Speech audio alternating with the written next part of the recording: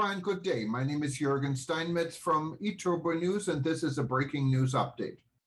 For more news updates and shows, please go to youtube.com/travel news group. youtube.com/travel news group. Here's our update. Omicron, a new yardstick for hotel industry. Despite our best efforts, there is an assumption that COVID will become an endemic disease, meaning it's here in perpetuity, like the flu. That means one thing: better get used to it. If it's Omicron one day, it could be Upsilon next. Though the materialization of new coronavirus strains vex, it turns out, the more thrown our way, the better we now appear to cope. Just as the world was rounding the corner on the Delta variant, along came Omicron, a rowdy interloper arriving to a party all hoped was winding down. And though the intrusion was noisy at first, Omicron could potentially be more insipid than insidious.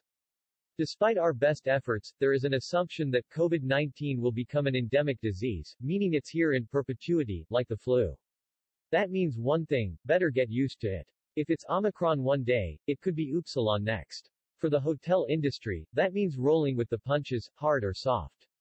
The dark days of 2020 are, touch wood, never coming back, and as 2021 comes to a close, the year ahead appears brighter, if not bumpy.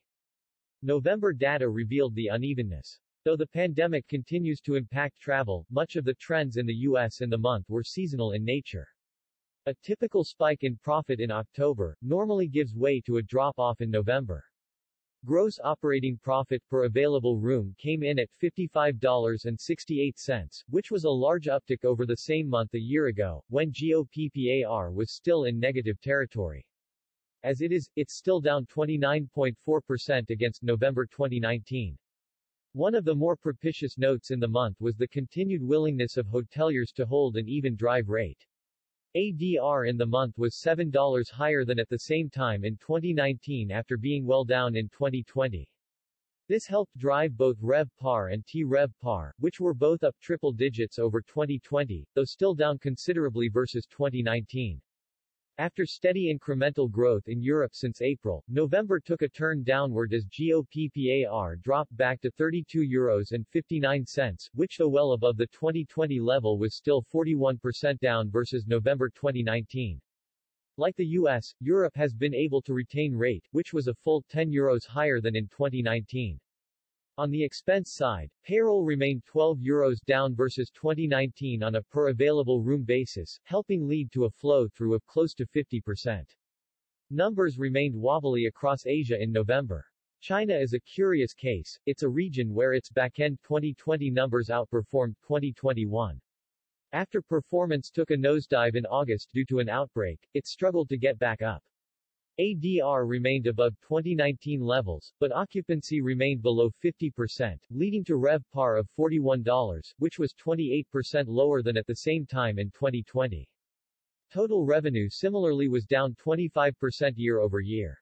The drop in revenue, despite a still lower cost base, led to GOPPAR of $11, which was 64% lower than November 2020 and 75% lower than in November 2019.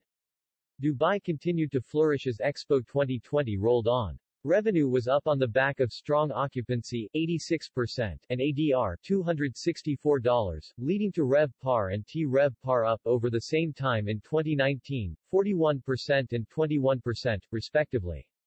The bump in revenue, combined with a lower cost base, which included payroll that was $11 lower on a per available room basis compared to the same time in 2019, led to GOPPAR of $178.46, which was a gaping 522% higher than at the same time in 2022 and 54% higher than November 2019.